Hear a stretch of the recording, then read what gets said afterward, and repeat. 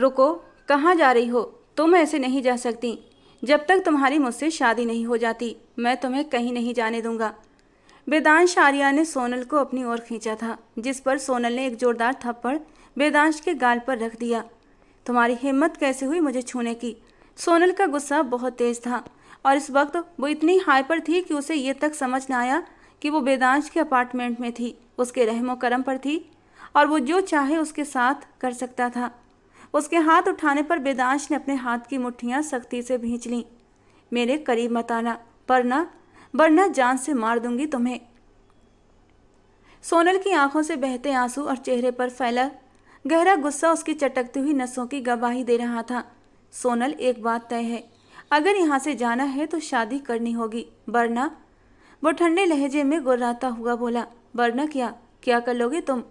बेशक वो अंदर ही अंदर बहुत घबराई हुई थी, लेकिन बाहर से वेदांश के सामने मजबूती से खड़ी थी। अगर तुम शादी नहीं करोगी तो यहीं रहोगी, इस कमरे में कैद, इस घर में कैद, हमेशा के लिए। वेदांश की बात पर सोनल ने गहरी सांस लेते हुए गुस्से से उसे देखा। तुम मुझे नहीं रोक सकते वेदांश, मैं जा रही हूँ। वो दरवाजे की तरफ बढ़ी थी कि वेदांश ने उसे बाजू से पकड़कर अपनी ओर वापस खींचा था। मुझे जबरदस्ती करने पर मजबूर मत करो सोनल, तुम में इतनी ताकत नहीं कि मेरी सख्ती को सह सको, वेदांश ने ठंडे और सख्त अंदाज में कहा। मुझे तुमसे डर नहीं लगता, जो करना है कर लो, मैं यहाँ से जा रहूँगी। सोनल ने जिद्दी लहजे में कहते हुए अपने बाजू को उसके हाथ से छुड़ाना चाहा, जिसे वेदांश ने और भी ज़्यादा सख्ती से पकड़ रखा था। सोनल ने उसके हाथ पर अपने दांत गाड़ दिए और उसके दिए मीठे दर्द को चुपचाप सहते हुए वो होंठ भींच कर रह गया। उसके हाथ पर दांतों से जख्म देती वो पीछे हटी थी। हाथ छोड़ो मेरा वेदांश आर्या, वरना अब इससे भी ज़्यादा जोर से काटूंगी, वो गुर्राते हुए बोली। मंजूर है, पूरी ताकत लगाना, लेकिन एक बात याद रखना, मुझे उतना ही दर्द देना जितना बाद में सह सको। उसके बेहिचक शब्दों पर सोनल के रोंगटे खड़े हो गए। वो बहुत जिद्दी इंसान था, इतना तो वो भी जानती थी, लेकिन उसे धोखे से यहाँ लाकर शादी के लिए मजबूर कर रहा था। सोनल 1 महीने बाद 18 की होने वाली थी और तब तक वो उसके साथ शादी नहीं कर सकती थी, और ये बात वो वेदांश को समझा भी नहीं सकती थी, क्योंकि ये उसका निजी मामला था। मुझे घर जाना है। अब की बार उसका लहजा थोड़ा सा धीमा पड़ गया था। शादी के बाद वेदांश अब भी अपनी बात पर अड़ा हुआ था। सोनल सोच में पड़ गई, उसे किसी भी तरह यहाँ से निकलना था। एक बात मेरी अच्छे से सुन लो वेदांश, चाहे कुछ भी हो जाए मैं तुमसे शादी नहीं करूँगी। मुझे कैद में करना है ना तो कर लो कैद, सारी जिंदगी के लिए कैद कर लो, लेकिन मैं तुमसे शादी नहीं करूँगी, सुना तुमने? वो भी कटाक्ष भरे अंदाज में कहती अब वेदांश को गुस्सा दिला रही थी। वेदांश ने अपनी आंखें जोर से भींच लीं। वो जो करना नहीं चाहता था अब उसे वही करना था, क्योंकि सामने खड़ी लड़की उसकी सहन शक्ति को बहुत आजमा रही थी। आंखें खोलते ही वेदांश की आंखों में बेहद गुस्से की लाली थी। चलो फिर, शादी के बिना ही तुमसे रिश्ता जोड़ लेता हूँ। इतना कहते हुए उसने सोनल को पीछे बिस्तर पर धक्का दिया, दरवाजा लॉक किया और अपनी टाई की नॉट ढीली करते हुए उसकी ओर बढ़ने लगा। वो अविश्वास से वेदांश को देख रही थी। वो तो उसका सबसे अच्छा दोस्त हुआ करता था, जिस पर वो आंखें मूंद कर भरोसा करती थी, और उसी भरोसे पर तो वो आज उसके साथ यहाँ पर चली आई थी। मगर भरोसा तो एक पल में टूट गया, एक रेत का घरौंदा साबित हुआ। वेदांश ने घुटना बिस्तर के ऊपर रखा। उसकी आंखों में इतनी तेज लाली थी कि सोनल को उसकी आंखों से वहशत सी महसूस होने लगी थी। उसे यकीन ही नहीं हो रहा था कि ये वही वेदांश था। नहीं प्लीज़, तुम ऐसा कुछ नहीं करोगे, वो जैसे वेदांश से ज़्यादा खुद को यकीन दिला रही थी। तुम सोच भी नहीं सकती कि मैं तुम्हारे साथ क्या क्या कर सकता हूँ। वेदांश ने एक हाथ उसके तकिए के पास रखते हुए उस पर झुकते हुए कहा। बेहद निडर होने के बावजूद इस वक्त वो वेदांश के इरादे देखकर पूरे जिस्म से कांप रही थी। आप मेरे साथ जोर जबरदस्ती नहीं करेंगे, वो पहली बार वेदांश को आप कह रही थी, वरना हमेशा तुम कहकर ही पुकारा करती थी, जबकि वेदांश उससे पूरे 7 साल बड़ा था। लेकिन उनकी दोस्ती पिछले 1 साल से थी। 1 साल पहले ही तो वो सोनल की फीकी जिंदगी में बहार बनकर आया था। सोनल अपने दिल की हर बात उससे बेझिझक कह दिया करती थी, और वो भी बिल्कुल दोस्तों की तरह उससे व्यवहार किया करता था। आज तक उसने सोनल का हाथ तक नहीं थामा था, और यही वजह थी कि सोनल उस पर आंखें मूंद कर भरोसा करने लगी थी। पर आज वही भरोसा उसे डुबो रहा था। उसके दोनों हाथ रखे वो उसके चेहरे पर झुकता, उसके नरम और मुलायम होठों को देखता। 1 इंच के फासले पर ही रुक गया था और वो कांप उठी। क्या चाहते हो? वो उसे खुद से दूर नहीं कर रही थी और ना ही कोई विरोध कर रही थी। बस इस वक्त उसकी आंखों में डर था, ढेर सारा डर। वो गहरी सांस लेती अब एक छोटी सी सहमी हुई बच्ची लग रही थी। सिर्फ शादी, वही शब्द दोहराए। मैं 18 की नहीं हुई, और 18 की हुए बिना कोर्ट मैरिज कैसे होगी? सोनल ने उसे समझाना चाहा। ये तुम्हारा मसला नहीं है, मैं कर लूँगा सब। तुम बस इस शादी के लिए राजी हो जाओ। उसकी धीमी सी सरगोशी पर सोनल की सांसें अटक गईं। प्लीज मत करो ये सब। अब उसकी आंखों से आंसू बहते हुए तकिया भिगोने लगे थे। फैसला अब भी तुम्हारा ही होगा सोनल। बिना शादी के रिश्ता, या शादी करके अपने घर जाना चाहती हो? वो इतना करीब था कि बस 1 इंच का फासला उसने कायम रखा था। उसकी इतनी करीबी पर सोनल को पसीना आने लगा। दिल पसलियां तोड़कर बाहर आने को बेताब हो गया था। उसने अब तक उसे छुआ भी नहीं था, लेकिन इज्जत के चले जाने का डर अचानक ही उसके दिमाग पर हावी हो गया था। अगर शादी करूंगी तो जाने देंगे? शादी के बाद कुछ और तो नहीं करेंगे ना? मेरा मतलब है सुहागरात तो नहीं मनाएंगे? वो मासूमियत से पूछ रही थी। उसका ये अंदाज बहुत दिलकश था। वेदांश तो एक पल के लिए उसकी शहद जैसी सुनहरी आंखों में खो गया था। हाँ, चली जाना। सिर्फ शादी करूँगा, उसके बाद कुछ भी नहीं करूँगा। उसके लिए तो मैंने बहुत कुछ प्लान कर रखा है। ऐसे ही रूखी फीकी सुहागरात थोड़ी मनाऊंगा। वो शरारती लहजे में बोला था। वादा? सोनल को अब भी उसकी बात पर यकीन नहीं आ रहा था। वो आज उसका भरोसा खो चुकी थी। वादा? वो उससे वादा कर गया था और सोनल यहाँ से इज्जत बचाकर निकलने के लिए इस शादी पर राजी हो गई थी। और अगले घंटे में वो सोनल चौहान से सोनल वेदांश आर्या बन चुकी थी। उसके गवाह के खाने में किसी के सिग्नेचर मौजूद थे, लेकिन वो सामने नहीं आया था। वो कौन था, सोनल को जानने की ख्वाहिश भी नहीं थी। कितनी ही देर बाद वेदांश कमरे में अंदर दाखिल हुआ था। सोनल कब से अकेली उस कमरे में वेदांश का इंतजार कर रही थी। आपने जो कहा मैंने कर दिया है, अब मुझे वापस जाना है, वो आंसू पोंछते हुए नाराजगी से बोली। चलो। उसकी तरफ एक चादर बढ़ाते हुए उसने सपाट अंदाज में उसे देखा। ये? सोनल हैरान हुई। वेदांश उसकी आंखों की हैरानी को परखते हुए धीरे से चलता हुआ उसके करीब आया और 2 कदम की दूरी पर रुक गया। अब तुम मेरी पत्नी हो, मेरी इज्जत, और मैं नहीं चाहता कि कोई गैर आंख तुम्हें इस हुलिये में देखे। वेदांश ने उसके खूबसूरत सरापे को एक गहरी नज़र से देखा था। वो इस वक्त गुलाबी रंग की शॉर्ट फ्रॉक पहने हुए थी जो उसकी पिंडलियों से ऊपर जा रही थी। डीप गला जो उसकी खूबसूरती को उभार रहा था। इसे अच्छे से अपने ऊपर ओढ़ लो। वेदांश के कतई अंदाज पर सोनल होंठ दांतों के नीचे दबाते हुए गुस्से से उसे देखने लगी। तुम मुझ पर यूं हक नहीं जमा सकते। मुझे इस तरह बहनजी टाइप बनकर रहने का कोई शौक नहीं, समझे तुम? वो अपनी टोन में वापस आते हुए भड़क गई थी। मुझे हक का ताना मत देना सोनल।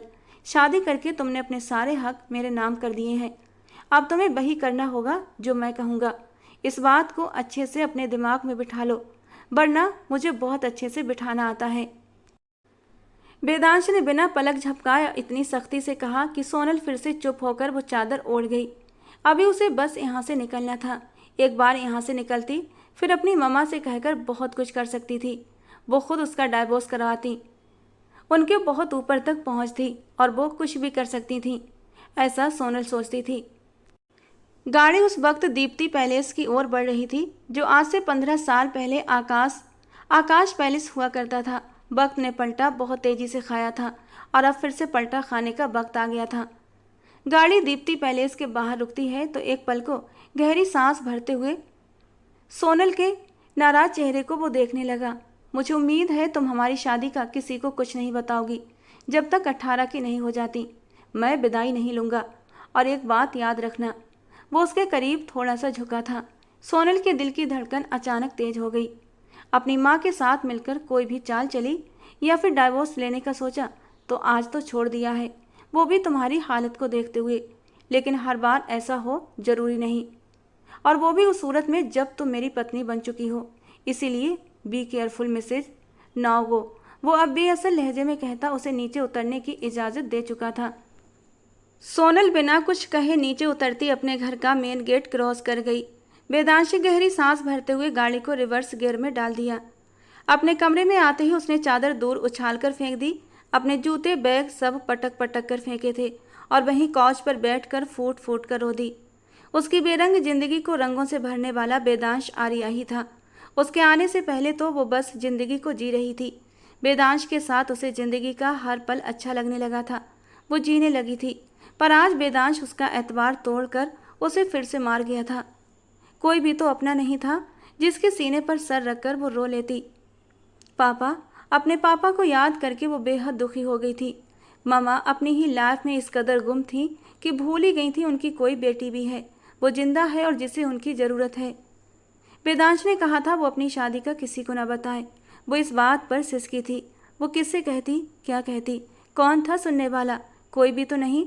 कौन था जो उसकी तकलीफ पर उसे ढांढस बंधाता? कोई नहीं। इस पैलेस में कोई भी नहीं था। काफ़ी देर तक वो रोती रही और फिर जब रोते रोते थक गई तो वहीं नीचे फर्श पर लेटकर सो गई। किसी को भी उसका होश नहीं था कि वो कहाँ है। वो कॉलेज से कब आई, उसने खाना खाया या नहीं, वो अपने कमरे से क्यों नहीं निकली। सुबह नाश्ते की टेबल पर वो नीचे आ रही थी। उसका खूबसूरत चेहरा इस वक्त मुरझाया हुआ था। मिसेज दीप्ति इस वक्त नाश्ते की टेबल पर मौजूद थीं। उनका सिल्क का नाइट ड्रेस अब भी उनके तन पर था। वो सोनल की माँ थीं, लेकिन इतने अरसे के बाद भी उनका फिगर और वो खुद और भी ज़्यादा खूबसूरत हो गई थीं। और अपनी केयर भी तो वो ज़रूरत से ज़्यादा करती थीं कि देखने वाले सब उन्हें सोनल की बड़ी बहन समझते थे और वो ऐसे कॉम्प्लीमेंट्स पर बहुत खुश होती थीं। सोनल को आता देखकर उन्होंने एक नज़र उसके सूखे और बेरौनक चेहरे पर डाली थी। सोनल चेयर खींचकर चुपचाप बैठ गई और नाश्ता करने लगी। क्या तुम्हें तमीज़ भूल गई है? न हाय, न हेलो और न कोई गुड मॉर्निंग, दीप्ति ने उसे नापसंदगी से देखते हुए कहा। सोनल ने पलकें उठाते हुए उनकी ओर देखा। हाय, हेलो, अब ठीक है, सोनल ने मुंह बनाकर कहा तो दीप्ति ने पहलू बदला। वाह, ग्रेट एटीट्यूड। अचानक से साथ बैठे शख्स की आवाज़ सुनकर सोनल चौंकी थी। वो कोई 23-24 साल का नौजवान था जो उसे बहुत फुर्सत से देख रहा था।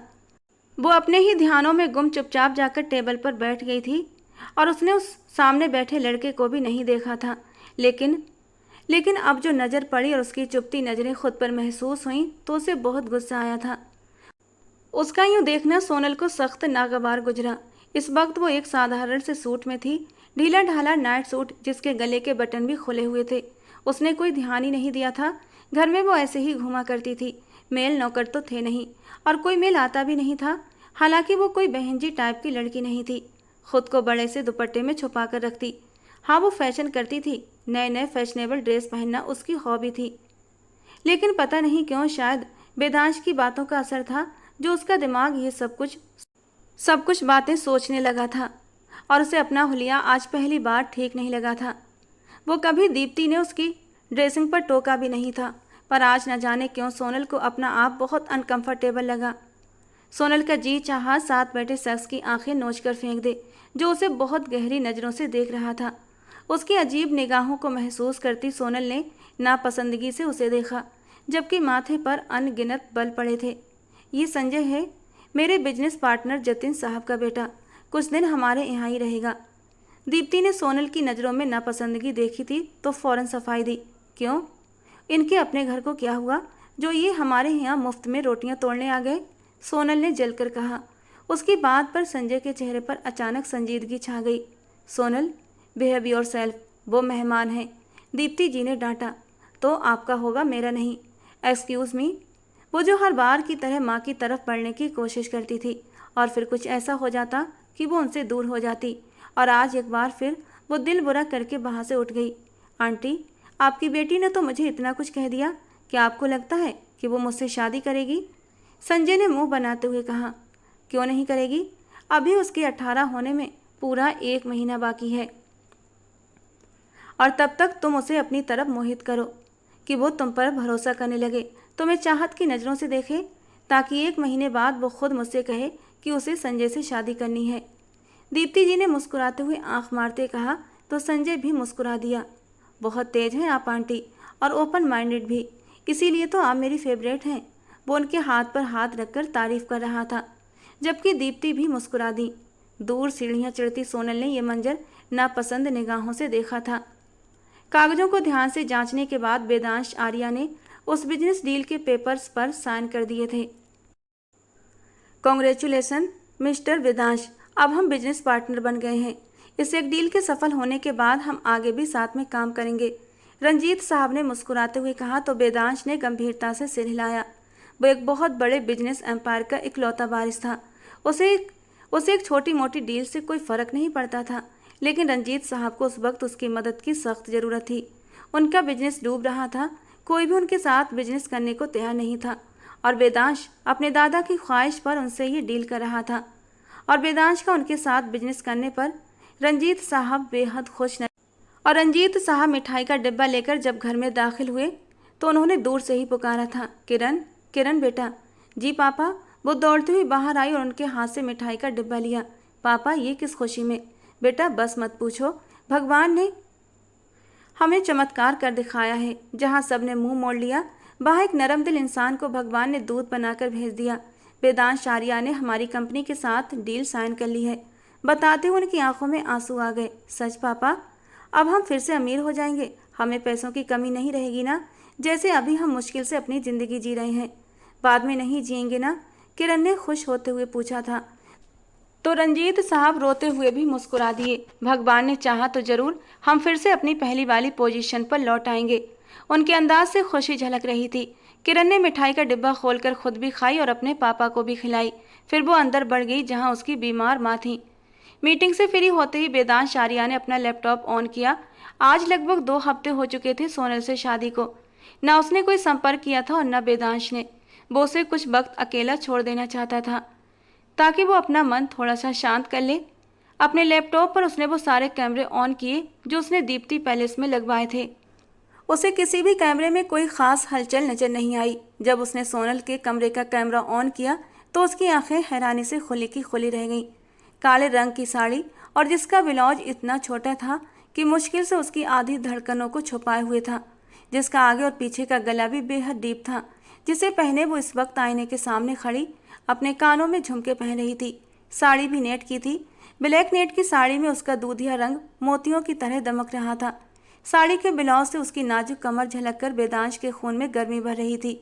उसकी रगों में उबाल सा उठने लगा। वो इतनी तैयारी किसके लिए कर रही थी, उसे कुछ समझ नहीं आ रहा था। अब वो आईने के सामने खड़ी दाएं बाएं होकर खुद को हर एंगल से देख रही थी। उसका चमकता निखरा चेहरा देखकर वेदांश के माथे पर पसीने की बूंदें उभर आईं। वो उस साड़ी में अपनी उम्र से ज़्यादा बड़ी और बेहद दिलकश लग रही थी और उसका वो रूप किसी संत के इरादे भी डगमगाने के लिए काफ़ी था। वेदांश ने गुस्से में लैपटॉप बंद कर दिया।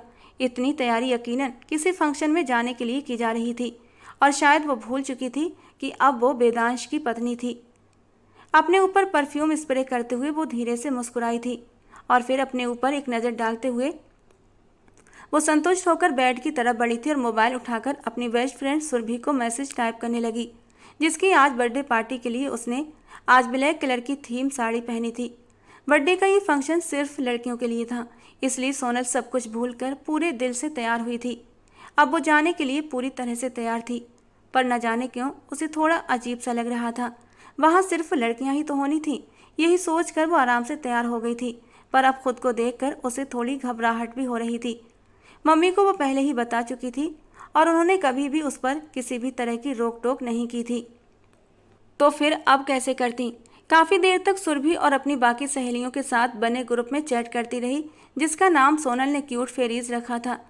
अभी वो कुछ मैसेज टाइप ही कर रही थी कि अचानक उसके कमरे की लाइट बंद हो गई। सोनल ने चौंक कर मोबाइल से नज़रें हटाईं, लेकिन अंधेरे में क्या दिखाई देता। इससे पहले कि वो कुछ करती, किसी ने पीछे से उसे अपनी बाहों के घेरे में ले लिया। सोनल के पूरे शरीर में एक झुरझुरी सी दौड़ गई।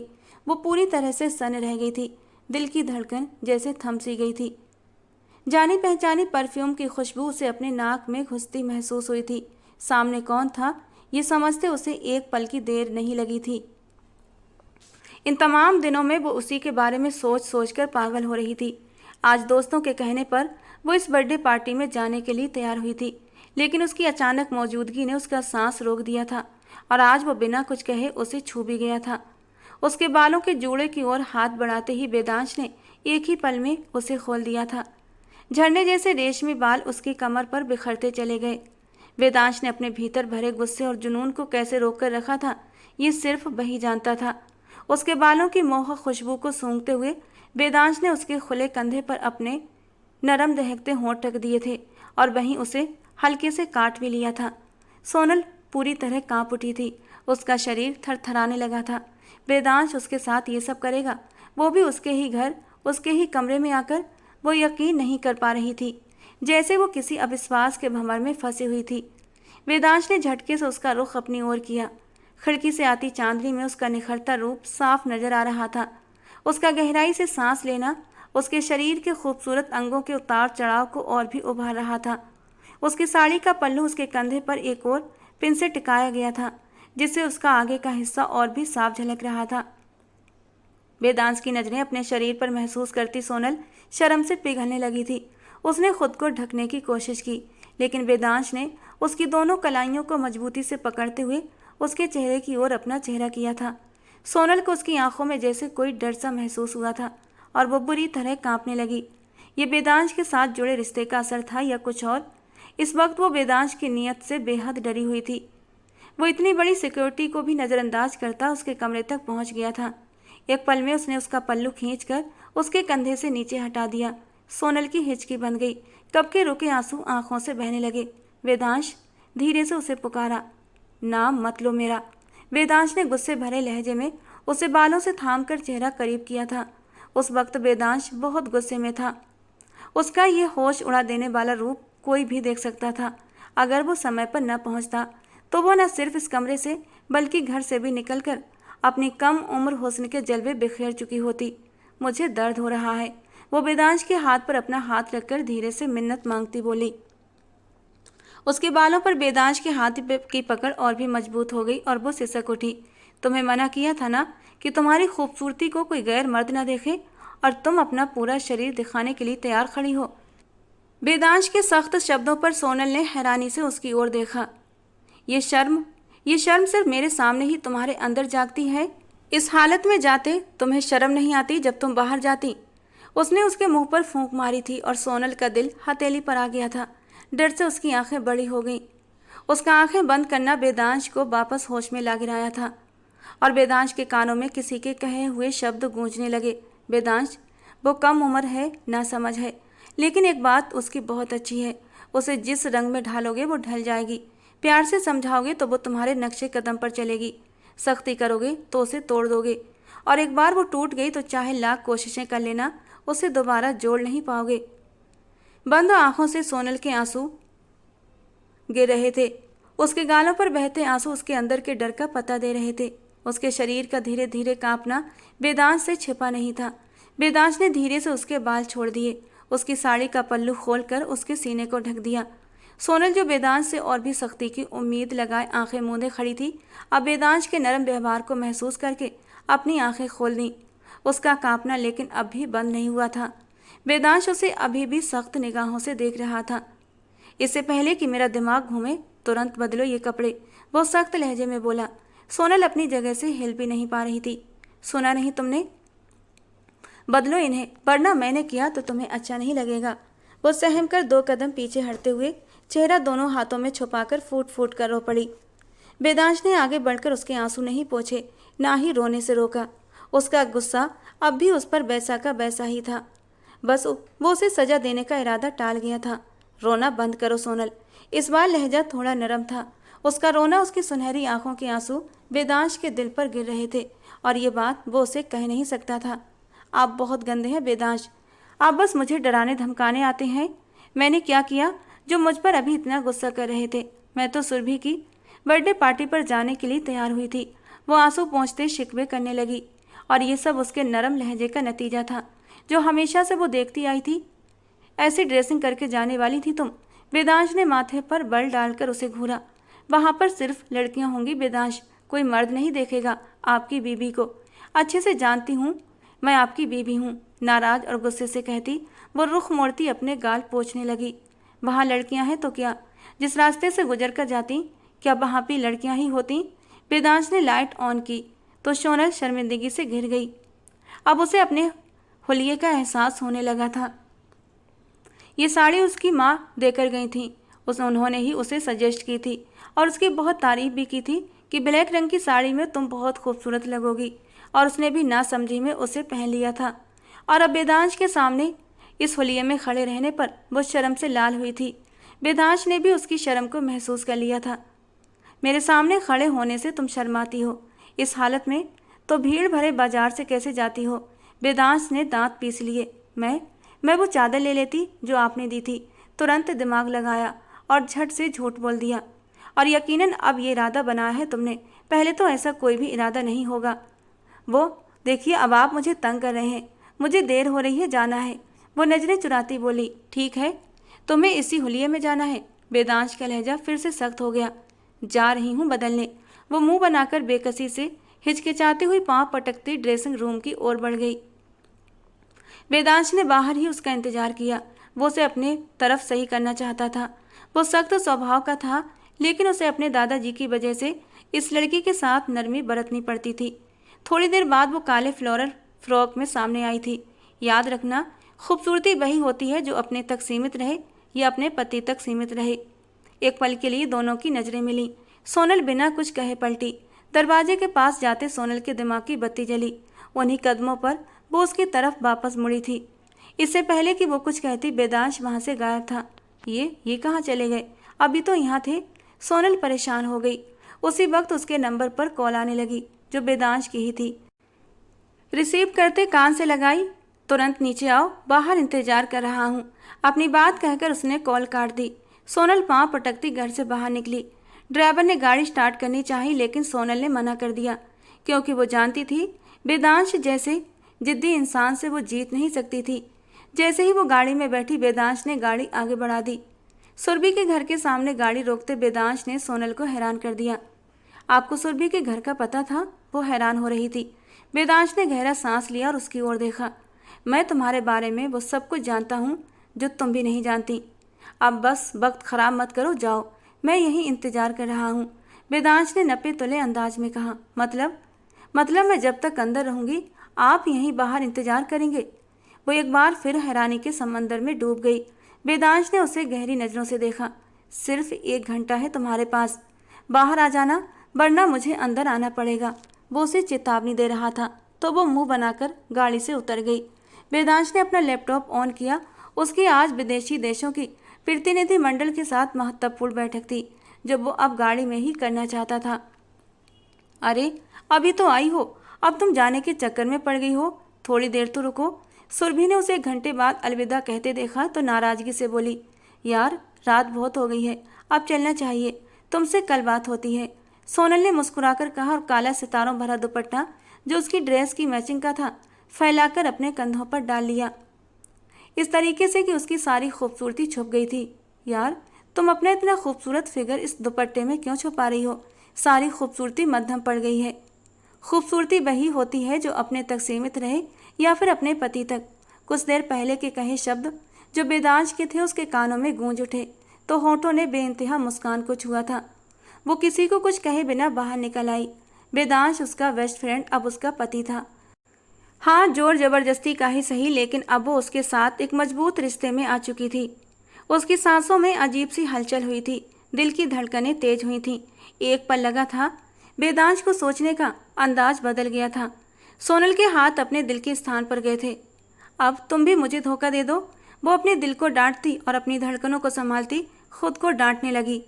गाड़ी को और बढ़ी तो वेदांश उसे आते देख चुका था। अभी वो उसकी गाड़ी के करीब पहुंचती कि बीच रास्ते में गाड़ी आ गई। बेइंतहा सोनल के कदम ठहरे। गाड़ी से उतरने वाले व्यक्ति को देख सोनल के माथे पर बल पड़ गए। अरे अच्छा हुआ मैं जल्दी आ गया, आंटी ने मुझे तुम्हें पिक करने को भेजा है, चलो आओ मेरे साथ चलो। गाड़ी तो तुम लाई नहीं।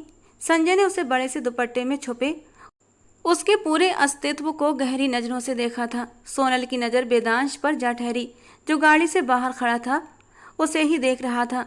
संजय उसकी तरफ नहीं देख सका क्योंकि उसकी पीठ थी। नहीं, मुझे कोई मसला नहीं है, मैं खुद जा सकती हूँ। सोनल ने सहूलियत से इनकार कर दिया और कदम वेदांश की ओर बढ़ाए कि वो फिर से रास्ते में आ गया। अकेली इस वक्त कैसे जाओगी यार, चलो आओ मेरे साथ, नखरे मत दिखाओ ज़्यादा। वो फ्रैंक होता उसकी कलाई थाम गया और सोनल का दिमाग पल में घूमा।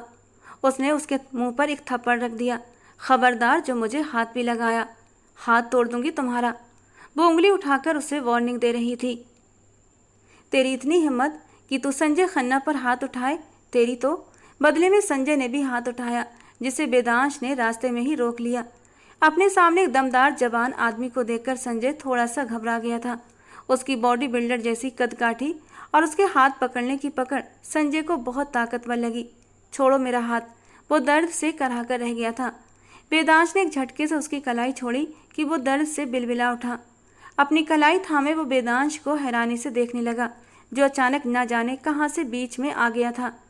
अगर अपनी जान की खैर चाहते हो तो सोनल से दूर रहना और इसे मेरी धमकी मत समझना, क्योंकि मैं धमकी नहीं देता, करके दिखाता हूँ। वेदांश का चेतावनी भरा लहजा संजय को बहुत कुछ समझाने के लिए काफ़ी था। वेदांश ने पीछे खड़ी सोनल की कलाई को पूरे अधिकार से थामा और गाड़ी की ओर बढ़ा। पलक झपकते ही वो गाड़ी नज़रों से ओझल हो गई। संजय अपनी कलाई थामे दीप्ति जी को सूचना देने लगा। पूरे रास्ते उनके बीच सन्नाटा था। सोनल को वो दिन याद आया जब उसने वेदांश पर हाथ उठाया था। बदले में वो भी उसे मार सकता था, लेकिन उसने सोनल पर हाथ नहीं उठाया था। शादी के बाद भी वो चाहे तो उसके साथ कुछ भी कर सकता था, पर उसने एक बार भी गलत फ़ायदा नहीं उठाया था। फिर इस शादी के पीछे क्या वजह थी? वेदांश ने मुझसे कोर्ट मैरिज क्यों किया? वो सोच में डूबी हुई थी कि तभी गाड़ी रुक गई। दीप्ति पहले से आ चुका था। वेदांश बिल्कुल चुप था। उसके नंबर पर कॉल आ रही थी। किरण का नाम था। सोनल के माथे पर बल पड़ गए। वो कॉल रिसीव नहीं कर रहा था। शायद सोनल के नीचे उतरने का इंतजार कर रहा था, और सोनल का बिल्कुल भी नीचे उतरने का मन नहीं था। घर आ गया है सोनल। मजबूरी में वेदांश को ये बोलना पड़ा। कॉल बंद होते ही एक बार फिर से आ गई थी। सोनल ने होंठ से कोड़ कर वेदांश को देखा। आप मुझे इसीलिए नीचे उतार रहे हैं ना, ताकि मैं जाऊं और आप इस लड़की की कॉल अटेंड कर सकें। सोनल के लहजे में अब इस बात झलक रहा था जो वेदांश को बेहद नागवार गुजरा। कॉल रिसीव करते ही उसने स्पीकर पर डाल दिया। हाँ, लहजा सख्त था। सर, वो आपकी ऑनलाइन मीटिंग है तो आप? मिस किरण, इस वक्त मैं परिवार के साथ हूँ। आप फिर मुझे नहीं बताएंगे कि मुझे क्या करना है और क्या नहीं। वेदांश का लहजा न बहुत सख्त था न नरम। वो कॉल काट चुका था। सोनल को थोड़ी सी तुच्छता महसूस हुई। वेदांश को देखते हुए वो अपने गाल पर आए बालों को कान के पीछे की ओर झटकने लगी। अब ऐसी भी कोई बात नहीं कि मुझे घूरने लगे हो। इतनी रात हो गई है, कोई लड़की कॉल करेगी तो दिल में बहम तो आते हैं ना। बहम? वेदांश के एक शब्द के जवाब पर सोनल का दिल धड़क उठा। तुम बहम नहीं, शक कर रही हो सोनल। वो उसकी तरफ झुका था। सोनल ने अपनी सांस रोक ली। मेरी जिंदगी में आने वाली तुम पहली और आखिरी लड़की हो। अपने दिलो दिमाग को साफ रखो। कहते हुए वेदांश ने उसकी तरफ का दरवाज़ा खोल दिया। वो झट से नीचे उतरते हुए बड़े से गेट से अंदर चली गई। वेदांश का उसके इतने करीब आना सोनल के दिल की धड़कनों में उथल पुथल मचा चुका था। जैसे ही वो घर के अंदर आई, सामने ही अपनी माँ को गुस्से में देखते वो ठिठकी थी। किसके साथ आई हो? चुपता हुआ सवाल किया गया। अपने दोस्त के साथ, सोनल ने भी बिना डरे जवाब दिया। दीप्ति ने आगे बढ़कर एक थप्पड़ उसके गाल पर मारा। सोनल हैरानी से माँ को देखने लगी। शर्म नहीं आती? इतनी रात हो गई है, किसी गैर लड़के के साथ घर आती हो और बेशर्मों की तरह माँ को बता भी रही हो। उनकी बात पर सोनल ने होंठ से कोड़ लिए। एक बात आज तुम ध्यान से सुन लो सोनल, मैं तुम्हारा रिश्ता संजय से तय करना चाहती हूँ। बल्कि मैंने तुम्हारा रिश्ता संजय से तय कर दिया है। तुम्हारे 18 साल के होते ही तुम्हारी से शादी कर दूंगी। इस मामले में तुम्हारी एक भी नहीं सुनूंगी। अब जाओ अपने कमरे में। वो गुस्से में बोल रही थीं। सोनल को आज माँ की बातें पहले से भी ज़्यादा अजनबी लग रही थीं। कमरे में आकर उसने दरवाज़ा लॉक किया और आंखों में आंसू लिए बैठ गई। पर आज उसे माँ की बात पर गुस्सा नहीं आया था। पता नहीं क्यों, जैसे वो बहुत संतुष्ट थी, और ये संतोष उसे वेदांश ने दिया था। संजय किया कोई भी सोनल के बाल को छू भी नहीं सकता था। सोनल ने आंसू पोंछते हुए गहरा सांस लिया। किरण वेदांश के सख्त लहजे से दिल से टूट चुकी थी। वो अपने पिता के अचानक एक्सीडेंट के बाद वेदांश की कंपनी में साथ हुई डील को पूरा करना चाहती थी, पर उसे बिजनेस की ABCD भी नहीं आती थी। इसी वजह से वेदांश ने वो डील ख़त्म करते हुए उनकी कंपनी को सौंप दिया था और उसे अपनी कंपनी में नौकरी दी, जिससे उसकी ज़िंदगी आगे बढ़ने लगी। पर इस समय वो वेदांश को अपना दिल भी दे चुकी थी। ऑनलाइन मीटिंग फिर से शुरू हो गई थी, लेकिन किरण का दिल बहुत टूट चुका था और उसे खुद ही संभालना था अपनी बीमार माँ के लिए। वेदांश की सुबह आंख खुली तो सोनल के नंबर से आया मैसेज देखा। वो अपनी आंखें पूरी खोल गया। आज कितने वक्त के बाद उसने वेदांश को खुद से मैसेज किया था। वेदांश, मुझे आपसे मिलना है। उसका छोटा सा मैसेज पढ़कर वो कुछ सोचते हुए उसे ओके लिखता और बाथरूम की ओर चला गया। तैयार होकर नीचे आया तो दादाजी अपने खूबसूरत पोते को देखकर खुश हो गए थे। गुड मॉर्निंग दादाजी, आप दिल्ली से कब आए? वो खुशी से उनसे मिला। बस रात को ही पहुंचा हूँ, देर हो गई थी इसलिए मुलाकात नहीं हो सकी। तुम सुनाओ, मिशन सोनल कहाँ तक पहुंचा? वो मुस्कुराए थे। वेदांश भी जवाब में मुस्कुराया। बस अपने अंतिम चरणों में है। जूस का सिप लेते उसने उन्हें देखकर संतुष्ट अंदाज में जवाब दिया। तुम जानते हो ना वेदांश, वो मेरे लिए कितनी महत्वपूर्ण है। मेरे बेटे की एकमात्र निशानी है वो, मेरा सब कुछ। इसके बिना मैंने अपनी ज़िंदगी कैसे जी है ये मैं ही जानता हूँ, या मेरा भगवान। तुम वो अकेले इंसान हो जो उसे मेरे पास वापस ला सकते हो, वरना उसके 18 के होते ही वो दीप्ति जाने क्या करेगी उसके साथ। कमलेश साहब का लहजा टूट गया था, जबकि सोनल के लिए चिंता साफ झलक रही थी। आप परेशान ना हो, मेरे होते हुए ऐसा कुछ भी नहीं होगा। वेदांश ने उसे भरोसा दिलाया। 2 दिन बाद वो 18 की हो जाएगी। वेदांश और दीप्ति कुछ भी, आप जानते हैं कि वो मेरे साथ अब एक मजबूत रिश्ते में है। कोई चाहे भी तो उसे मुझसे अलग नहीं कर सकता। बेफिक्र रहें, 2 दिन बाद आपकी पोती आपके पास होगी। वो आपके पोते का वादा है आपसे। उन्हें यकीन दिलाते वो ऑफिस के लिए निकल गया था। आज भी उसकी 2 मीटिंग्स थी। एक उसके ऑफिस में थी, जबकि दूसरी एक होटल में। पहली मीटिंग के बाद किरण अनुमति लेकर उसके ऑफिस में आई थी। सर, आज मिस्टर विकास के साथ आपकी मीटिंग है। वो सर झुकाए बोली। वेदांश ने मोबाइल पर सोनल के लिए होटल का पता छोड़ दिया। मीटिंग के बाद वो वहीं होटल में सोनल से मिलने का इरादा भी रखता था। ठीक है, गाड़ी तैयार करवा दो। जी सर। बिना उसकी तरफ देखे वो ऑर्डर लगाते हुए अपना लैपटॉप और दूसरी चीज़ें उठाता रहा। किरण का दिल धड़क रहा था। वो बहुत खूबसूरत पर्सनालिटी की मालिक था और शायद हर लड़की का क्रश भी, पर उतना ही रूखा और गुस्सैल था कि उससे बात करते करते कोई भी उससे डरता था। किरण ने उसे एक नज़र देखा और चुपचाप बाहर निकल गई। सोनल अभी शावल लेकर निकली थी कि मोबाइल पर मैसेज टोन बजी। वेदांश का मैसेज देखकर उसके चेहरे पर मुस्कान आई थी। वेदांश ने उससे शादी करके भी अपना रिश्ता पहले जैसा ही रखा था। उसने किसी भी तरह का ऐसा हक नहीं जताया था जिससे कि वो डर रही थी। वो तैयार होकर उसके भेजे गए एड्रेस पर वक्त से पहले ही पहुंच चुकी थी। वेदांश अपनी मीटिंग अटेंड कर रहा था कि उसे अपने ऊपर किसी की निगाहों की तपिश महसूस हुई, तो उसने गर्दन मोड़कर उस ओर देखा तो सोनल उससे 2 टेबल छोड़कर बैठी हुई दिखी। वेदांश ने मोबाइल पर वक्त देखा तो सिर ना में हिलाया। वो वक्त से पहले आ गई थी, जबकि अभी वेदांश की मीटिंग शुरू हुए 10 मिनट ही हुए थे। सर ये देखिए, बिल्कुल नया डिजाइन है, मार्केट में आएगा तो अच्छा आ जाएगा। विकास ने अपना लैपटॉप उसके सामने रखते हुए कहा, जबकि किरण भी वहीं मौजूद थी जो सब नोट कर रही थी। इस प्रोजेक्ट को वही हैंडल करने वाली थी। मिस्टर विकास, अगर आप माइंड ना करें तो क्या हम ये मीटिंग कल के लिए पोस्टपोन कर दें? मुझे अभी कहीं अर्जेंट जाना है। वेदांश ने अपना लैपटॉप बंद करते गंभीर लहजे में कहा। किरण के चेहरे पर नाराजगी के भाव उभरे। Okay sir, never mind. Vikas मुस्कुराए। मिस किरण, आपके लिए कैब करवा दी है, आप ऑफिस चली जाएं। वेदांश उनसे एक्सक्यूज करता उठकर खड़ा हुआ। और आप कहाँ? अचानक से किरण के मुंह से फिसला। वेदांश की तेज नज़रों ने उसे अचानक ही चुप करवा दिया। वो ऐसा ही था, बिना बोले ही सामने वाले को अपनी सारी बात समझा दिया करता था। वेदांश उनसे 2 टेबल दूर एक टेबल पर जाकर बैठ गया, जहाँ पहले से ही एक लड़की बैठी हुई थी। वो बहुत खूबसूरत थी और छोटी भी। किरण को उससे जलन हुई। मिस किरण, मेरा ख्याल है हमें चलना चाहिए, कल मुलाकात होगी। मिस्टर विकास भी एक्सक्यूज़ करता वहाँ से चला गया, जबकि किरण उन दोनों को देखती अंदर ही अंदर कड़कने लगी। आपका कितना देर से इंतजार कर रही थी मैं, वो नाराज़गी से बोली। तुम समय से पहले आई हो, वेदांश ने शालीनता से जवाब दिया। मैंने सुबह मैसेज किया था, तुमने जवाब भी देर से दिया और अब देखो शाम हो गई है, तो तुम्हें अब भी लग रहा है कि समय से पहले आ गई। मैं रोबोट नहीं हूँ जो बिल्कुल वक्त पर चलूँ। वो नखरे वाले अंदाज अपनाती चली गई। क्या काम था? उसकी बात को नज़रअंदाज करते वेदांश मुद्दे पर आया। सोनल ने एक नज़र सामने बैठी उस लड़की को देखा जो उन्हें घूर रही थी। क्यों? जानने की इतनी जल्दी है तुम्हें?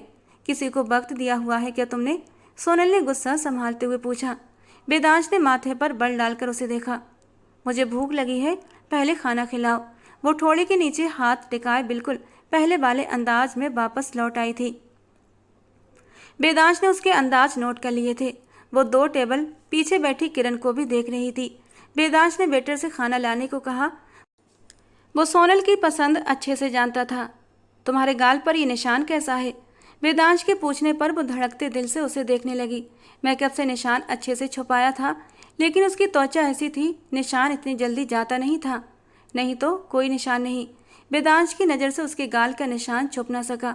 उसकी झुकी पलकों पर वो माथे पर बल डालकर खामोश हो गया। वेटर खाना सर्व करके गया तो खाना देख सोनल की भूख जाग उठी। जल्दी में गर्म स्पाइसी वाइट मुंह में डाली तो सौ सौ करने लगी। मिर्चें, उफ, पानी। उसकी आंखों में आंसू भर आए।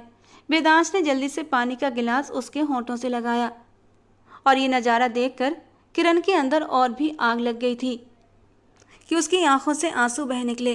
वेदांश के मोबाइल पर कॉल आने लगी, जिसे रिसीव करके वो अब किरण को कॉल कर रहा था। मिस किरण, आप चली जाइए अब, गंभीरता से कहते वो किरण को बहुत अजनबी लगा। आपको मेरी चिंता करने की कोई ज़रूरत नहीं। मुझे जब जाना होगा मैं चली जाऊंगी।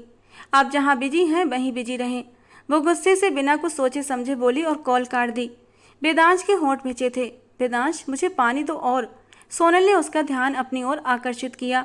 वो फिर से पानी का गिलास उसके होंठों से लगा गया और उसी वक्त किरण वहां से उठी बाहर निकल गई। बस और नहीं पीना। सोनल ने गिलास एक तरफ कर दिया। अब भूख लगी है या वो भी ख़त्म हो गई? वेदांश उसकी हर हरकत को अच्छे से नोट कर रहा था। मुझे आपसे कुछ कहना था। वो मम्मा, धीमा लहजा अपनाते हुए वो अपनी माँ की रात वाली सारी बातें उसके कानों में पहुँचा चुकी थी। तो तुम क्या चाहती हो? वेदांश ने उसकी आंखों में झांकते हुए पूछा। सोनल ने माथे पर बल डालकर उसे देखा। ये सवाल तुमने शादी करने से पहले तो नहीं पूछा, अब क्यों पूछ रहे हो? क्योंकि शादी के बाद मैंने कोई हक नहीं लिया तुमसे। और तुम तो वापस जाकर मुझसे तलाक लेने वाली थी ना?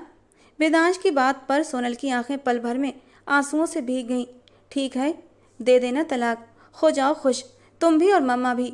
वो गुस्से से कहकर उठकर खड़ी हुई थी। सोनल, वापस बैठो, लहजा हुक्म देने वाला था। सोनल वहीं खड़ी अपने आंसू पोंछने लगी। सोनल, वापस बैठो, वेदांश ने माथे पर बल डालकर कहा तो सोनल चुपचाप वापस बैठ गई। इधर देखो मेरी तरफ। वेदांश का लहजा अचानक बदल गया था। सोनल ने अपनी नम पलकों को उठाकर उसे देखा। परसों तुम्हारी 18वीं सालगिरह है और साथ ही तुम्हारी विदाई भी। वो मेज से आगे आकर बैठा था। सोनल को अब पूरी तरह अपनी नज़रों के घेरे में लेते हुए अपनी योजना बता रहा था। विदाई? क्या तुम्हें लगता है मामा इसे होने देंगी? सोनल ने मुंह बनाते हुए कहा। मुझे सिर्फ तुम्हारा साथ चाहिए सोनल, बाकी कब, कहाँ, कैसे करना है वो मुझ पर छोड़ दो। वेदांश की बात पर सोनल ने चिंता से उसे देखा। खाना खाओ, ठंडा हो रहा है, वेदांश ने नरम लहजे में कहा तो वो उसे खफा होकर देखने लगी। आप ऐसा कैसे कर सकते हैं सर? मेरी नौकरी है ये, आप मुझे नहीं निकाल सकते। किरण वेदांश के फैसले से परेशान होकर उसे देखने लगी। मैं तुम्हें इस कंपनी में और प्रोजेक्ट से हटाकर एक चेक दे रहा हूँ मिस किरण। तुम्हारे पापा का बिजनेस डूब चुका था, ये तुम अच्छी तरह जानती हो। उनकी कंपनी हमारी कंपनी के साथ मर्ज हो चुकी है, तो इसके बदले में ये तुम्हें 50 लाख का चेक दे रहा हूँ, जो मेरे ख्याल से काफ़ी है। अगर कम लगे तो रकम बढ़ा देता हूँ, लेकिन अब तुम यहाँ और काम नहीं कर सकती। वेदांश के कड़े अंदाज पर किरण की आंखें भीग गई थीं। क्या वजह जान सकती हूँ? मेरी पत्नी को पसंद नहीं कि तुम यहाँ काम करो और ये वजह काफ़ी है, वेदांश ने सख्त लहजे में कहा। किरण पत्नी शब्द पर हैरान रह गई थी और अब बहस की गुंजाइश नहीं बची थी, इसलिए वो चुपचाप बाहर निकल गई। सोनल, वेदांश, तुम मेरे लिए क्या मायने रखती हो ये तुम खुद भी नहीं जानती। अब वक्त आ गया है कि सासू माँ से भी मिल लिया जाए। वेदांश दिल ही दिल में सोचते उठकर खड़ा हुआ था। Happy birthday to you, happy birthday dear Sonal, happy birthday to you. Deepti ने बहुत प्यार से सोनल के साथ मिलकर केक काटा। बहुत बड़े पैमाने पर यह सालगिरह हो रही थी। आज दीप्ति जी बहुत खुश थीं। आखिरकार वो दिन आ पहुंचा था जब सारी जायदाद की मालिक सोनल हो गई थी और उसकी शादी संजय से कराकर वो सारी जायदाद संजय को ट्रांसफ़र हो जानी थी और संजय को सिर्फ सोनल चाहिए थी। दीप्ति जी ने सोनल को उसे देने का वादा कर लिया था। उन्हें बस उस जायदाद से मतलब था। लेडीज़ एंड जेंटलमैन, आज मैं बहुत खुश हूँ। आज मेरी बेटी 18 साल की हो गई है, तो आज के ही दिन उसकी शादी भी है और मैं अपने दिल अजीज दोस्त जतिन साहब के बेटे संजय के साथ करा रही हूँ। साथ ही तालियां बजाई गईं। सोनल ने होंठ से कोड़ लिए। उसे बस वेदांश का इंतजार था, जो अभी तक पहुंचा नहीं था। पंडित जी के आते ही महफिल में अचानक सन्नाटा छा गया। वेदांश प्लीज आ जाओ, वो दिल से वेदांश को पुकारती हुई अपनी आंखों की नमी साफ करने लगी। रब से पूछ लो चाहे, गवाह ये चांद तारे हैं, न समझो अजनबी, सदियों से हम तो बस तुम्हारे हैं। सोनल की नजरें गेट की ओर उठी थीं, जहां से वेदांश अपनी पूरी शानो शौकत के साथ अंदर दाखिल हो रहा था। वेदांश को देखते ही दीप्ति जी के चेहरे का रंग उड़ गया था। वो यहाँ किस हक से आया था? दीप्ति गुस्से से सोनल की ओर बढ़ी कि वेदांश ने उसे पीछे करते हुए कहर भरी नजर से उसे देखा। दूर रहकर बात करो मेरी सोनल से, दूर रहकर। वो उंगली उठाते हुए चेतावनी दे रहा था। बेटी है वो मेरी, समझे तुम? सोनल यहाँ आओ मेरे पास। दीप्ति ने बेटी को बुलाया और साथ ही उसकी कलाई खींची, जबकि दूसरी ओर उसका हाथ वेदांश ने थाम रखा था। सोनल ने वेदांश की ओर देखा कि वेदांश ने उसी पल एक झटके से उसे अपनी ओर खींचते हुए सीने से लगा लिया। मेरी बेटी से दूर रहो, अभी इसी वक्त। दीप्ति जी चिल्लाई थीं। आपकी बेटी अब मेरी पत्नी है और अपनी पत्नी से मैं दूर नहीं रह सकता सासू माँ। वेदांश सोनल की कमर में हाथ डालकर अपने सीने से लगाए हुए दीप्ति से बात कर रहा था। झूठ, तुम झूठ बोल रहे हो, ऐसा हो ही नहीं सकता। सोनल आज 18 साल की हुई है और तुमने उससे पहले ही शादी कर ली। हो ही नहीं सकता, ये शादी नहीं मानी जाएगी। दीप्ति जी की बात पर वेदांश के चेहरे पर एक मुस्कान छा गई। शादी तो हो चुकी है सासू माँ, और शादी का कागज भी मेरे पास है। शादी के लिए उम्र कोई सीमा नहीं रखती। हाँ, माँ बाप या गार्जियन का होना जरूरी है, और सोनल के गार्जियन की अनुमति से हमारा कोर्ट मैरिज हुआ है। वेदांश ने तीखी नजरें दीप्ति जी की ओर घुमाई थीं, जो हैरानी से स्तब्ध खड़ी थीं। पास खड़े जतिन साहब और संजय गुस्से में आग बबूला हो गए थे। उन्हें यहाँ बुलाकर उनकी बेइज्जती की गई थी। कौन गार्जियन? किसकी बात कर रहे हो तुम? मेरी बेटी का गार्जियन कौन हो सकता है? दीप्ति को खतरे की घंटी सुनाई दी। इतनी देर में गेट से अंदर आते कमलेश जी ने कहर भरी नजरें दीप्ति की ओर टिकाई थीं। दीप्ति की नजरें भी उन्हीं पर जा टिकीं। वक्त एक बार फिर से पीछे पलटा था। ज्यादा पुरानी बात नहीं थी, केवल 15 साल हुए थे जब उनके बेटे की मौत हुई थी। आकाश की मौत। उसे जहर दिया गया था, और जहर किसी और ने नहीं बल्कि दीप्ति ने ही दिया था। उस वक्त ये बात साबित नहीं हो सकी थी, लेकिन कुछ समय बाद ये राज भी खुल गया था। पर वे दीप्ति के खिलाफ कोई भी कार्रवाई नहीं कर सके, क्योंकि दीप्ति के पास उनकी 3 साल की पोती सोनल थी, और जब तक सोनल 18 की नहीं हो जाती तब तक केयर टेकर के रूप में दीप्ति को उसके साथ ही रहना था। और ये आकाश की वसीयत थी, इसीलिए वे चुप रहे और समय आने पर अपने पोते को इस काम के लिए तैयार करते रहे कि वो उनकी लाडली पोती को वापस लेकर आए। आप यहाँ? दीप्ति कमलेश जी को देखकर डर गई। वे अकेले नहीं आए थे, बल्कि अपने साथ पुलिस भी लेकर आए थे, जिस पर दीप्ति की जबान तालू से चिपक गई।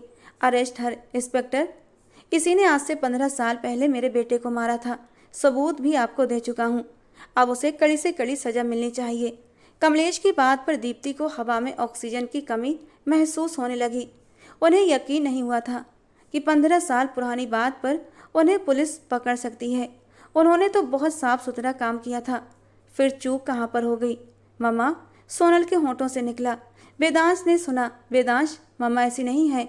मम्मा ने कुछ भी, वो वेदांश को देखते अनिश्चितता से बोली थी, लेकिन वेदांश ने कुछ कहे बिना उसे मजबूती से अपनी बाहों में थामे रखा। वो नहीं चाहता था कि वो अपनी माँ के पास जाकर किसी भी तरह की सहानुभूति उनके ऊपर बरसाए, क्योंकि वो औरत तो सहानुभूति के काबिल ही नहीं थी। पुलिस ने उन्हें हिरासत में ले लिया। नहीं, ये झूठ है, मैंने कुछ नहीं किया, वो चिल्लाई। लेकिन आज उनकी किसी ने नहीं सुनी थी। मम्मा, सोनल उनके पास जाना चाहती थी, लेकिन वेदांश की पकड़ मजबूत थी। वो खुद को छुड़ा नहीं पाई। पुलिस सोनल की माँ को ले गई थी। कमलेश साहब ने सोनल के करीब बढ़ने की कोशिश की तो वो उनसे दूर हट गई। करीब मत आओ मेरे, आपने मेरी मम्मा को पुलिस के हवाले कर दिया, आप गंदे हैं। सोनल, वेदांश ने गुस्से से उसे पुकारा, तो वो सहमकर उसी के सीने में दब गई। कमलेश साहब ने वेदांश को इशारा किया कि वो उसे कुछ ना कहे, और फिर वो चुपचाप बाहर निकल गए। वेदांश को सोनल के रवैये पर दुख हुआ था, लेकिन वो उसके सीने से लगी रो रही थी। वेदांश उसे पीछे नहीं धकेल पाया। वेदांश उसे अपने साथ घर ले आया था। वो उसके साथ चिपकी हुई थी। रास्ते भर उसने उसे समझाया था कि उसकी माँ उसके पिता की कातिल है, जहर देकर मारा है उन्होंने उसके पिता को। और अगर वो पिता के खून को माफ़ करना चाहती है तो दादाजी से कह दे, वो कर देंगे। लेकिन दादाजी के साथ बदतमीजी मत करना, उन्होंने तुम्हारा बहुत इंतजार किया है सोनल। सोनल, दादा की पुकार पर सोनल ने उनकी ओर देखा। बेटा, इस बूढ़े आदमी में और इंतजार की ताकत नहीं बची, अपने दादा के सीने से लग जा, वे रोते हुए बोले। तो सोनल ने एक दुखी नज़र वेदांश पर डाली। वेदांश ने उसे दादा के पास जाने का इशारा किया तो वो धीरे धीरे कदम उठाती हुई कमलेश साहब के पास आई। दादाजी की बाहें तुम्हारे लिए वरदान है सोनल बेटा, मेरे सीने से लगो ताकि मुझे यह एहसास हो कि मेरा आकाश आज भी जिंदा है। कमलेश साहब की बात पर सोनल उनके आगे बढ़ती हुई उनके गले से लग गई। दोनों दादा पोती एक दूसरे से गले मिले रोने लगे, जैसे आज ही सोनल अपने पिता की मौत का मातम मना रही हो और कमलेश साहब अपने बेटे का।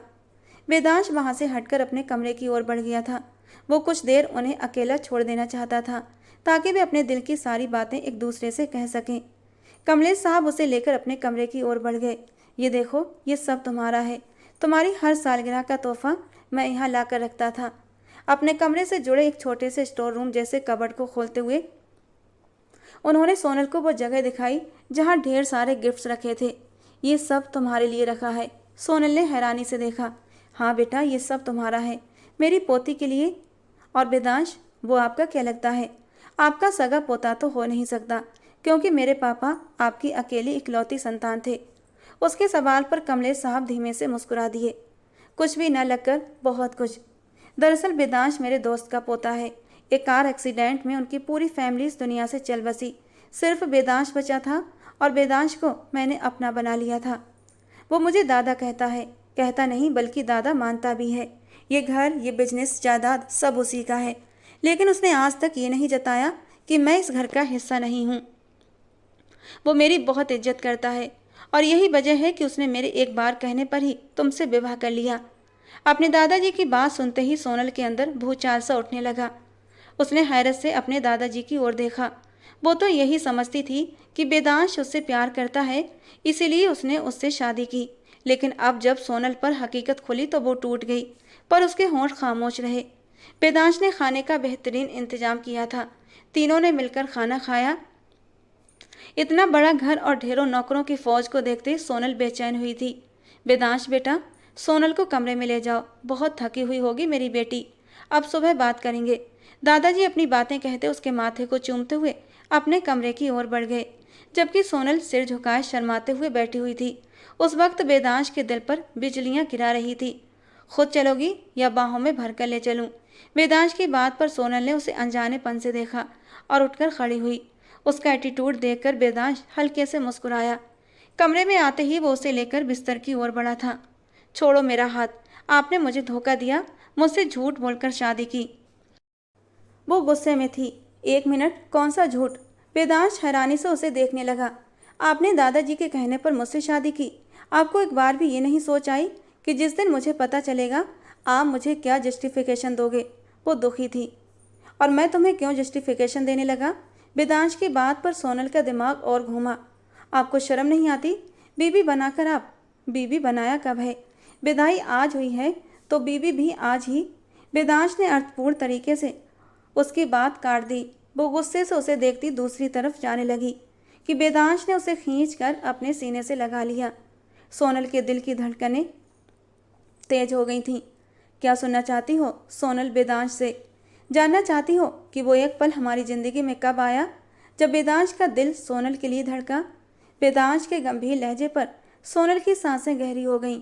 तो सुनो, वेदांश अपनी सोनल से बेहिसाब प्यार करता है, इतनी गहराई से चाहता है कि सोनल सोच भी नहीं सकती। वो उसके माथे पर श्रद्धा से होंठ रखकर जुनून के आलम में बोला। सोनल को अंदर तक जैसे सुकून सा उतरता महसूस हुआ। उसके चेहरे को मुस्कान ने छुआ था तो वेदांश ने उसकी मुस्कान चुरा ली। सोनल ने मुंह खोलकर हैरानी से वेदांश को देखा तो वो बाहें चढ़ाता उसे मुस्कुराते हुए देखने लगा और अपने चेहरे को उसके चेहरे से करीब करता उसके नर्म और नाजुक होंठों को अपनी पकड़ में ले गया। उसकी गहराई पर सोनल ने उसकी शर्ट को मजबूती से मुट्ठियों में दबोच लिया। वो उसे अपनी बाहों में थामे मदहोश हुआ था। वो उसकी ज़िंदगी थी, उसकी पहली मोहब्बत, उसका इश्क सोनल ही थी और आज वो उसे दिल से अपनाता उसके दिल को भी सुकून पहुंचा रहा था। वेदांश, थोड़ी सी आज़ादी पर वो गहरी सांस भरते हुए उसे पुकार गई। वो उसके माथे के साथ माथा जोड़कर गहरी सांसें भर रहा था। मैंने उस रात आप पर हाथ उठाया था, आपको गुस्सा तो आया होगा ना? सोनल की बात पर वेदांश ने धीरे से आंखें खोली। नहीं, बिल्कुल नहीं। तुमने जो किया अच्छा किया। मुझे अच्छा लगा कि तुमने अपने बचाव में खड़ा होना आता है। वो उसे कमर से थामे करीब कर गया। अगर कोई और आप पर हाथ उठाता तो आप क्या करते? वो जानना चाहती थी कि वेदांश की नज़र में उसकी क्या अहमियत है। कोई और हो ही नहीं सकता था सोनल, क्योंकि किसी की हिम्मत नहीं कि वो वेदांश के ऊपर उंगली तक उठा सके। हाथ उठाना तो बहुत दूर की बात है। वो उसका दुपट्टा एक तरफ रखता, गंभीर लहजे में बोलता, उसकी धड़कनों को उथल पुथल कर रहा था। फिर मेरा हाथ उठाना कैसे बर्दाश्त कर लिया? उसका सिर तकिए पर रखता वो उसके कानों में पहने झुमके उतारते हुए उसके कान की लौ को चूम गया था। तुम वेदांश के शरीर का हिस्सा हो, मेरी रूह में बसी हो। तुम जान से भी मार दो तो तुम्हें पूरा हक है, और यह हक सिर्फ मेरी सोनल को ही है। वेदांश ने कहते उसके होठों पर अपने होठों से ताला लगाया। वो बहुत सवाल करती थी और आज की रात भी उसके सवाल ख़त्म नहीं हो रहे थे, जबकि इस पल का इंतजार वेदांश ने कब से किया था। अब वो उसे बातों में गंवाना नहीं चाहता था। धीरे धीरे गुजरती रात इन दोनों दीवानों की मोहब्बत को अमर कर रही थी। दोस्तों, आज की हमारी कहानी आपको कैसी लगी कमेंट बॉक्स में ज़रूर बताना। पसंद आई हो तो प्लीज़ लाइक करना। रोज़ एक नई और रोमांटिक कहानी सुनने के लिए हमारे चैनल को सब्सक्राइब करना। मिलते हैं दोस्तों अगली किसी नई और रोमांटिक कहानी के साथ।